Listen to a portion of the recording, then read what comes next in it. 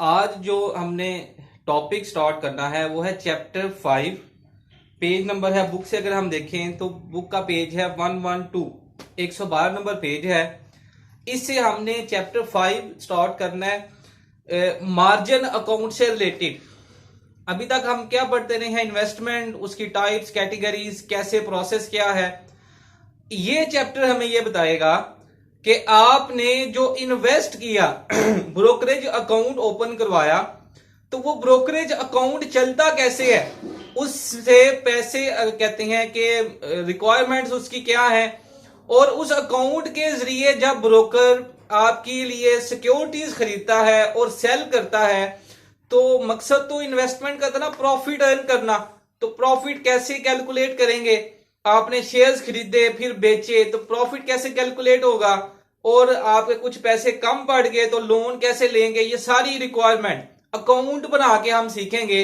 और इसमें एक और चीज आपको बता दूं कि ये जो टॉपिक है, ये क्वेश्चन जो है ये बहुत इंपॉर्टेंट है, और हर साल किसी भी पेपर में आप पास पेपर में देख लें तो ये क्वेश्चन आपको आया हुआ है।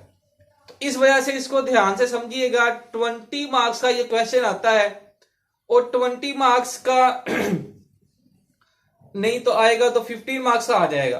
तो चैप्टर 15 मैं स्टार्ट करने लगा हूं, फिर एक न्यूमेरिकल करवाऊंगा पास पेपर में से, और ये न्यूमेरिकल फर्स्ट कमेंट में मैं लिख भी दूंगा, उसको हाईलाइट भी कर दूंगा, ताकि किसी के पास अगर ये पास पेपर नहीं है तो वो उसको कहते हैं कि देख ले और उसके बाद ये क्वेश्चन सॉल्व कर ले। और इससे मिलते जुलते जितने भी क्वेश्चन हैं आपने सॉल्व करने हैं। 2 कैटेगरीज हैं न्यूमेरिकल्स की, एक मार्जिन अकाउंट वाला है और एक शॉर्ट सेलिंग वाला है। दोनों में से कोई एक मस्ट आता है, और आता भी 20 मार्क्स का है। पास पेपर में से जिसमें मर्जी देख लें, ये क्वेश्चन आपको रिपीट होते हुए नजर आएंगे। ठीक है। और बाद दफा तो ये होता है कि जो पिछले साल पेपर में आया था वही अगले साल पेपर में आ गया। समझने में बहुत इजी है, सबसे इजी टॉपिक यही होगा, लेकिन अगर आप ध्यान से समझेंगे और मतलब ये नहीं कि अपनी जान छुड़ाने की कोशिश करें, तो बहुत ही इजी है, सिंपल और इजी क्वेश्चन न्यूमेरिकल है ये। तो स्टार्ट करते हैं जी। बुक पेज नंबर 112 चैप्टर 5 है। पहले कुछ डेफिनेशंस पढ़ लें, ताकि न्यूमेरिकल में अगर वो सॉल्व हो तो आपको कोई प्रॉब्लम ना आए इसको सॉल्व करने में। न्यूमेरिकल में अगर ये टर्म्स मैं बोल लूं तो आपको समझ हो कि इन टर्म्स का मतलब क्या है। चैप्टर स्टार्ट 5th में लिखा हुआ है, all financial markets have regulations and trading practices. Trading practices ही सीखनी है हमने। चैप्टर का जो टाइटल है, पेज 113 पे देखें तो फर्स्ट डेफिनेशन है फुल सर्विस ब्रोकर्स। ये 2 मार्क्स की डेफिनेशन है। फुल सर्विस ब्रोकर से मुराद ऐसे ब्रोकर्स हैं जो स्टॉक एक्सचेंज में काम कर रहे हैं। वो आपको आप कहते हैं कि सर्विसेज भी प्रोवाइड करेंगे जो मिडल मैन की होती हैं, और साथ उसके एडवाइस भी आपको करेंगे। तो इसे कहते हैं full services broker. A brokerage firm offering a full range of services including information and advice। आपको सर्च करने में, आपको कहां पे इन्वेस्ट करना है ये हेल्प करेगी, किस कदर इन्वेस्ट करना है ये भी हेल्प करेगी ये ब्रोकरेज फर्म, और बाकी इन्वेस्टमेंट से रिलेटेड जितनी भी गाइडलाइंस हैं वो आपको एक ही ब्रोकरेज फर्म से मिलेंगी। तो इसे हम कहते हैं फुल सर्विस ब्रोकर्स। नेक्स्ट है जी 114 पे डेफिनेशन, ये भी कहते हैं कि पेपर में आई हुई है 2 मार्क्स की। डिस्काउंट ब्रोकर, नाम से शो है डिस्काउंट, कम पैसे। ऐसा ब्रोकर जो कंपैरेटिवली मार्केट से कम प्राइस पे आपको सर्विसेज दे रहे, उसे कहेंगे डिस्काउंट ब्रोकर। उसके बाद जी 115 पे ब्रोकर मार्जिन बोरोइंग, 115 नंबर पे सेकंड हेडिंग है margin borrowing from a brokerage firm to finance a securities transactions। brokerage firm stock exchange में ये सर्विसेज भी देती हैं कि लोनिंग फैसिलिटी, उनके बदले आप चेक्स, ओवरड्राफ्ट, इसी सूरत में आप उनको सिक्योर, ये लोन सिक्योर होता है, सिक्योरिटीज के बदले आप उनको देते हैं। तो अगर आपके पास कुछ पैसे हैं आपने जमा करवाए, तो वक्ती तौर पे आप ब्रोकरेज फर्म से लोन भी ले सकते हैं, उसके लिए भी आप खरीद सकते हैं उसके साथ। उसके बाद बाकी डेफिनेशन बाद में पढ़ेंगे जब हम शॉर्ट नोट्स की तरफ आएंगे। मकसद ये था कि आपको न्यूमेरिकल की तरफ लेके आया जाए। पेज नंबर 125, इस पे देखेंगे how margin accounts can be used. ये एक प्रोसेस लिखा हुआ है, ये भी सादा अल्फाज में समझा देता हूं। न्यूमेरिकल करेंगे तो ये चीज मजीद क्लियर हो जाएगी। अच्छा, इसमें क्या करेंगे कि ब्रोकरेज फर्म कहते हैं कि ब्रोकरेज फर्म जो है उसमें अकाउंट ओपन होगा और अकाउंट ओपन करने के बाद आपने क्या करना है जी, कहते हैं कि वो आपके बिहाफ पे अवेलेबल ऑप्शन में से सिक्योरिटीज खरीदेगा। सिक्योरिटीज खरीदेगा तो सिक्योरिटीज खरीदने के लिए कुछ पैसे कम पड़ जाए तो आपको लोन भी मिल जाएगा। तो इसमें कुछ टर्म्स हैं, जैसे हमने कहा था ना कि आपने कहते हैं कि अगर brokerage firm brokerage stock exchange में ब्रोकर के पास अकाउंट ओपन करवाया तो आपको कुछ पैसे इब्तदाई तौर पे जमा करवाए जाते हैं, जिसे कहते हैं इनिशियल मार्जिन। इनिशियल मार्जिन से मुराद वो पैसे हैं जो ब्रोकरेज फर्म में जमा करवाए जाते हैं ट्रांजैक्शन शुरू करने से पहले। पेज नंबर 126 लिखा भी हुआ है इनिशियल मार्जिन और साथ उसका फार्मूला भी लिखा हुआ है। इनिशियल मार्जिन है जी the dollar terms the initial equity an investor has in a margin transaction. कोई भी ट्रांजैक्शन करनी है, इब्तदाई तौर पे आपने जो पैसे जमा करवाने हैं उसे कहेंगे इनिशियल मार्जिन। साथ फार्मूला भी लिखा हुआ है और ये फार्मूले यूज होने हैं इस न्यूमेरिकल में। इनिशियल मार्जिन का फार्मूला बुक से देखें क्या लिखा हुआ है। इनिशियल मार्जिन इक्वल है amounts investor puts up divided by value of the transaction. Initial margin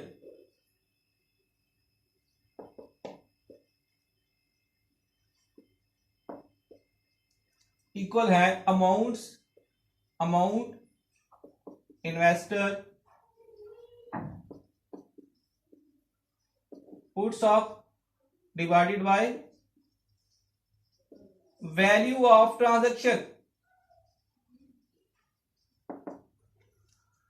अब amount investor puts up, investor ने कितने पैसे लगाए और टोटल वो कितनी खरीदना चाह रहा है ट्रांजैक्शन, मतलब कितने शेयर्स खरीदना चाह रहा है, जो शेयर्स खरीदना चाह रहा है उसकी वर्थ क्या है, इससे इनिशियल मार्जिन आ जाएगा। तो इनिशियल मार्जिन अगर क्वेश्चन में नहीं दिया हुआ तो हम खुद इस फार्मूले से कैलकुलेट कर सकते हैं और ये फार्मूला आपकी बुक पे लिखा हुआ है। उसमें अगर इसके बाद हम देखें, अगर आपको इनिशियल मार्जिन दिया हुआ है, वैल्यू ऑफ ट्रांजैक्शन भी आपको दी गई है, तो पीछे उसके बाद क्या रह जाएगा, amount investor puts up. Requirement दी गई सपोज क्वेश्चन में कि इनिशियल मार्जिन इतने % है, उसके बाद कहा गया जी वैल्यू ऑफ ट्रांजैक्शन ये है, तो ये आपको खुद कैलकुलेट करना पड़ेगा कि इन्वेस्टर ने कितने पैसे लगाए। क्यों कैलकुलेट करना पड़ेगा, ताकि हम एट द एंड जब शेयर्स बेचें तो हमें यह पता चल जाए कि नफा हुआ या नुकसान हुआ। तो ये इनिशियल मार्जिन इब्तदाई तौर पे जो रिक्वायरमेंट होती है। उसके बाद जी मेंटेनेंस मार्जिन, पेज 126 पे देखेंगे तो ये आपको डेफिनेशन मिल जाएंगी।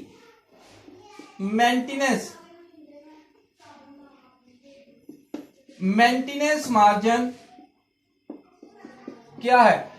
मेंटेनेंस मार्जिन जो है फॉर्मूला बुक से भी देख लीजिएगा, और मैं कहते हैं इसको अगर कोई और देख रहा है तो इसको रिक्वायर है तो मैं आपको इसमें डिस्क्रिप्शन में भी दे दूंगा ये फॉर्मूले सारे। अच्छा, इसमें मेंटेनेंस मार्जिन जो है वो रिक्वायरमेंट है जो कि डिमांड की जाती है इन्वेस्टर से कि आप इतने पैसे हर वक्त अकाउंट में रखें। अगर इन्वेस्टर के पैसे ब्रोकर अकाउंट से कम हो जाएं एक सर्टेन मुद्दत को, सपोज 35% हद लगा देते हैं कि आपकी टोटल जो इक्विटी है, जो टोटल आपकी इन्वेस्टमेंट है, उसका 35% आपके अकाउंट में आपका अपना लोन के अलावा हर वक्त होना चाहिए। तो इसे कहते हैं मेंटेनेंस मार्जिन। उसके बाद एक्चुअल मार्जिन। एक्चुअल मार्जिन क्या है जी, ब्रोकरेज फर्म ये कैलकुलेट करती है कि आपके अकाउंट में जो हद हमने लगाई थी मेंटेनेंस मार्जिन की, उतने पैसे पड़े हुए हैं या नहीं पड़े हुए। तो अगर तो नहीं पड़े हुए तो फिर आपको कॉल की जाती है, जी आए पैसे जमा करवाएं। और उसके बाद कहते हैं मार्जिन कॉल। मार्जिन कॉल से मुराद, अगर आपको पता है कि प्राइस मार्केट में अप्स डाउन होती रहती हैं, तो अगर मार्केट में शेयर की प्राइस कम होगी तो इन्वेस्टर्स की जो इन्वेस्टमेंट है उसकी वैल्यू भी कम हो जाएगी। तो जब उसकी वैल्यू कम हो जाएगी तो इन्वेस्टर क्या करेगा, इन्वेस्टर कॉल करेगा कि आप देखेगा कि मेंटेनेंस मार्जिन के जितने पैसे मौजूद हैं या नहीं है।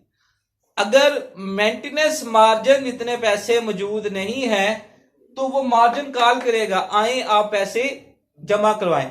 ये जो page number 126, page number 127 margin call का फार्मूला भी सब कुछ लिखा हुआ है।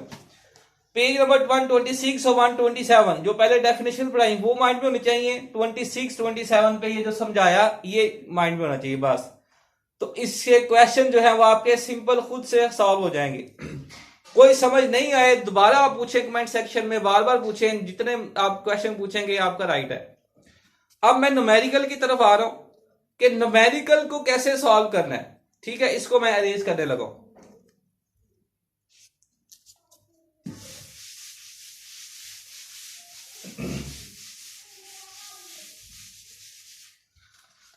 अगर हम न्यूमेरिकल की तरफ आए तो आपका पेपर है जी एनुअल 2017, क्वेश्चन नंबर है 7। ये पढ़ने लगा हूं, ये सारा क्वेश्चन कमेंट नंबर फर्स्ट में लिखा होगा, आप दोबारा से वहां से नोट डाउन करके तो क्वेश्चन को समझ सकते हैं। क्वेश्चन नंबर 7 है, as a broker you are managing the investment account of mister Khalid. Mister Khalid as a broker of mister Khalid का अकाउंट जो है वो मैनेज कर रहे हैं।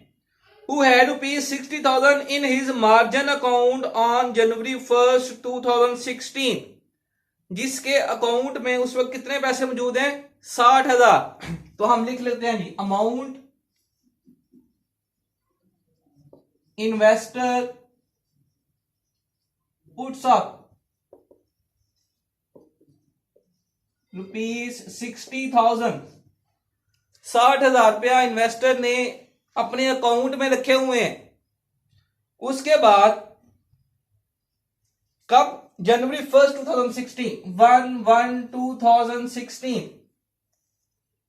उसके बाद देखिए initial margin requirement, initial margin क्या है, 60%। इनिशियल मार्जिन उसने दे दिया, इनिशियल मार्जिन 60%। उसके बाद ही purchase some shares of Lucky Cement on January 1st 2016 at market price of rupees 200 per share. उसने 1 जनवरी 2016 को 200 पर शेयर के हिसाब से कितने शेयर खरीदे ये हमें नहीं पता, तो वो अभी हम फाइंड कर लेंगे। परचेज प्राइस इसे हम क्या लें, परचेज प्राइस 1/1/2016 रुपीज 200। ये क्वेश्चन पढ़ के लिख रहा हूं और क्वेश्चन फर्स्ट कमेंट में हो जाएगा, आपको लिख दूंगा, दोबारा पढ़ के आप उसको ये समझ सकते हैं कि मैं क्या लिख रहा हूं।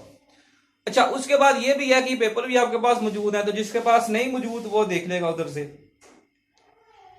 ही borrowing rate, his borrowing rate is 6%। अब बोरोइंग रेट है जी इंटरेस्ट रेट, अगर वो कुछ पैसे बोरो करेगा ट्रांजैक्शन को कंप्लीट करने के लिए तो 6% के हिसाब से लोन मिलेगा। Maintenance margin required by this account is 35%। जो भी हम बता रहे थे कि मिनिमम इतने पैसे हर वक्त अकाउंट में होने चाहिए। मेंटेनेंस मार्जिन 35% होना चाहिए हर वक्त अकाउंट में। You charge rupees 1,000 annual fee for account management. Account को मैनेज करने के लिए आप कितने पैसे चार्ज करते हैं, 1,000 एनुअल फी, जिसे हम कमीशन कहते हैं, जो ब्रोकर लेता है। एनुअल फी कितनी है, 1,000, ये चार्ज करनी है। अब ये रिक्वायरमेंट पूरी हो गई, जो इंफॉर्मेशन थी। फर्स्ट है जी, he hold this investment for 1 year, 1 साल उसने अकाउंट इस इन्वेस्टमेंट को होल्ड रखा। Determine the rate of return on this his margin account if the price of Lucky Cement on December 31st 2016 was ₹250 per share. अब वो कहता है कि इसकी कहते हैं कि आप प्रॉफिट का रिटर्न फाइंड करें परसेंटेज, जबकि उसने ये इन्वेस्टमेंट 1 साल होल्ड रखी है। सेलिंग प्राइस उसने बता दी, सेलिंग प्राइस कितनी है, 250 पर शेयर। अब हमारे पास परचेज प्राइस भी है, सेलिंग प्राइस भी मौजूद है, बाकी इंफॉर्मेशन भी मौजूद है। अब नंबर ऑफ शेयर्स नहीं है। जब नंबर ऑफ शेयर्स ही नहीं है, उसने कहा सम शेयर्स, तो हमें सबसे पहले वो अमाउंट निकालनी पड़ेगी जो टोटल अमाउंट इस्तेमाल हुई शेयर्स को खरीदने में। हमने फॉर्मूला लिखा था ना इनिशियल मार्जिन का, लिखते हैं दोबारा। इनिशियल मार्जिन इक्वल है amount investor puts up value of transaction.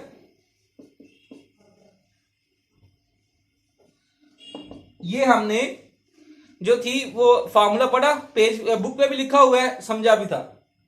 अब देखिए इनिशियल मार्जिन हमारे पास मौजूद है कितना, put the values in formula, नीचे लिखना है put the values in formula.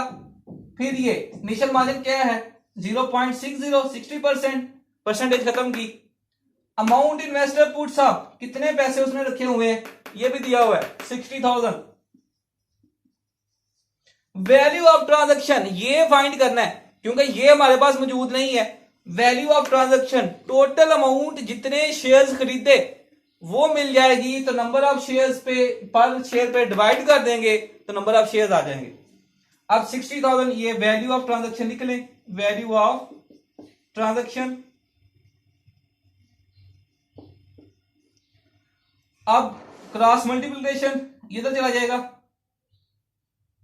0.60 multiply by value of transaction,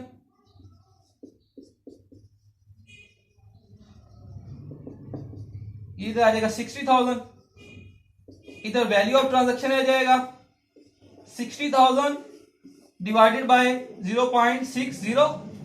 अब 60,000 को डिवाइड कर लें जी 0.60, 60,000 डिवाइडेड बाय 0.60, ये आ जाएगा जी 1 लाख। तो वैल्यू ऑफ ट्रांजैक्शन हमारे पास आ गई ₹1 लाख, मतलब 1 लाख रुपया टोटल इस्तेमाल हुआ, जिसको इस्तेमाल करने के बाद आपने कहते हैं शेयर्स खरीदे।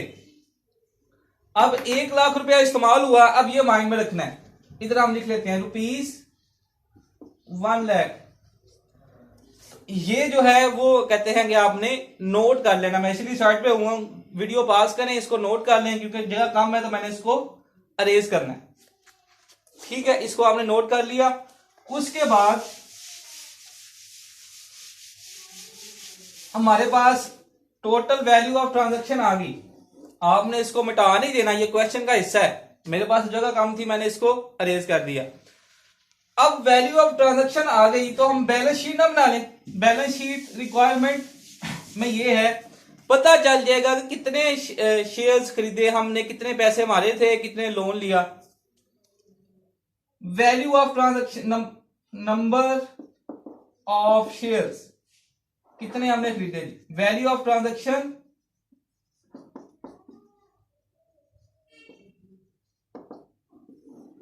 पर शेयर प्राइस, पर शेयर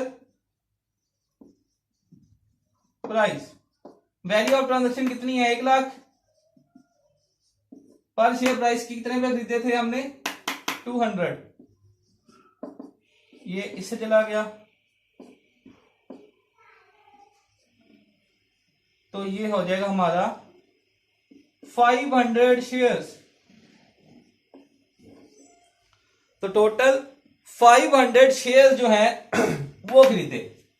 अब इसको प्रेजेंट करते हैं जी बैलेंस शीट, आपने प्रॉपर बनानी है बैलेंस शीट। ठीक है, इसको शो कर लेते हैं कि जो हमने खरीदा, ये asset side rupees, liability side rupees. अच्छा, अब इसमें देखें हमने कितने शेयर्स खरीदे, 500। आपकी एसेट साइड क्यों है, क्योंकि ये आपकी इन्वेस्टमेंट है। 500 shares at the rate of 200 each, कितना हो जाएगा जी, 1 लाख। आपके अपने पैसे कितने हैं, 60,000। अकाउंट इक्विटी, इक्विटी मतलब आपका अपना कैपिटल कितना है, वो है 60,000। तो शेयर कितने हैं, खरीद ले 1 लाख के। तो बाकी क्या लिया फिर आपने, मार्जिन लोन, इधर लिख लें, मार्जिन लोन 40,000। बैलेंस शीट आपकी इक्वल आ जाएगी। आपने ये स्टेप बाय स्टेप करना है, ठीक है। ये ले, बैलेंस शीट आपकी इक्वल आ गई। आप इसे नोट कर लें। फिर मैंने इसको अरेज करना है। अरेज करने के बाद हमने नेक्स्ट चलना है। हमें पता चल गया कि लोन क्या है, पोजीशन क्या है मार्केट में। यानी मैं अब इसे, क्योंकि आप इसको पास करके नोट करेंगे, तो मैं इसको अब अरेज करने लगा हूं। बैलेंस शीट बन गई। तो फर्स्ट रिक्वायरमेंट हमारी क्या थी, फर्स्ट रिक्वायरमेंट थी कि आप ये बताएं कि कितने % रिटर्न फाइंड किया। शेयर, नंबर ऑफ शेयर भी हमारे पास आ गए। सेलिंग प्राइस क्या है, 250, नंबर ऑफ शेयर भी आ गए। तो selling of shares 250 multiply by 500, इसको मल्टीप्लाई कर लें। 250 मल्टीप्लाई बाय 500, 1,25,000 रुपीज, 1,25,000। ये आपको पैसे मिल गए सेल करने से, शेयर को सेल करने से। परचेज प्राइस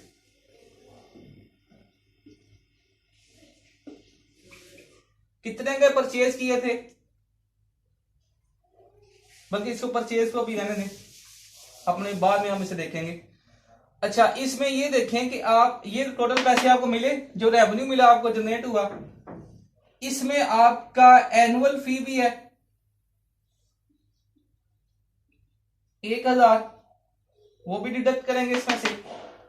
आपका लोन 40,000 अभी हमने फाइंड किया, और interest on loan 40,000, 6/100, 6% interest rate है ये। तो ये इससे, ये 2 से चले जाएंगे, 2,400। तो ये 2,400 जो है, ये आपको 2,400 आपको इसका कहते हैं कि इंटरेस्ट रेट ही मिल गया। अब profit in rupees, profit in rupees. अब प्रॉफिट इन रुपीस जो है वो हमने फाइंड करना है। तो वो कैसे फाइंड होगा, ये सेलिंग प्राइस, इसमें से लेस करें 1,25,000, 1,000 आपने एनुअल फी दी, 40,000 आपका लोन है, ये इंटरेस्ट ऑन लोन है 2,400। तो profit in rupees, profit in rupees अगर हम देखें, 1,25,000 में से 1,25,000 माइनस हम करेंगे 1,000, माइनस करेंगे 40,000, माइनस करेंगे 2,400, आ जाएगा 81,600। ये आपके पैसे बच जाएंगे, ठीक है, जो आपको लग रहा है कि प्रॉफिट है। ग्रॉस प्रॉफिट कह लें, या आप कहते हैं कि इसे ये कह लें कि अमाउंट लेफ्ट से, ये बेहतर रहेगा, amount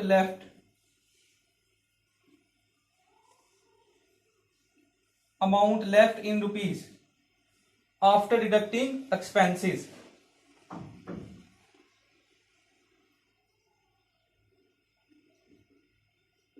amount left in rupees after deducting expenses, in rupees after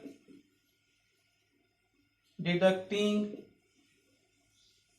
expenses and loan. जो आपने कहते हैं कि दूसरों से वसूल किया था वो आपने माइनस कर दिया, जो पे करना था वो भी कर दिया।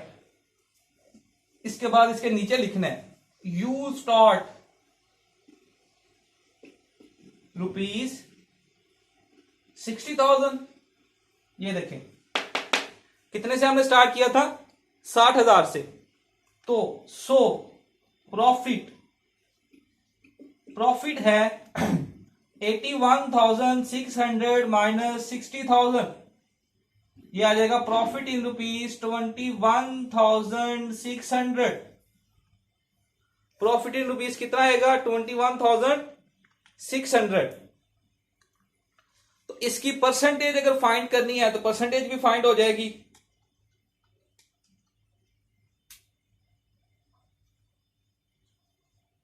इसको भी मैं अरेज करने लगा हूं। परसेंटेज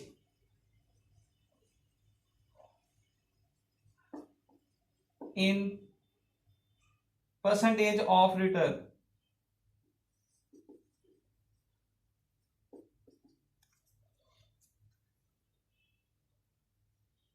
$21,600 स्टार्ट आपने किया था, टोटल अमाउंट 60,000 मल्टीप्लाई बाय 100, ये आपका आएगा 36%। तो ये आपकी फर्स्ट रिक्वायरमेंट कंप्लीट हो गई।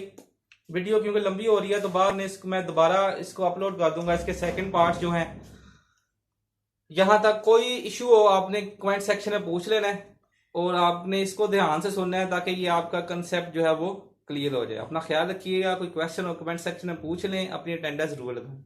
अल्लाह हाफिज। और बाकी के 2 पार्ट्स जो हैं वो नेक्स्ट वीडियो में आपको समझा दूँ। ठीक है, अल्लाह हाफिज।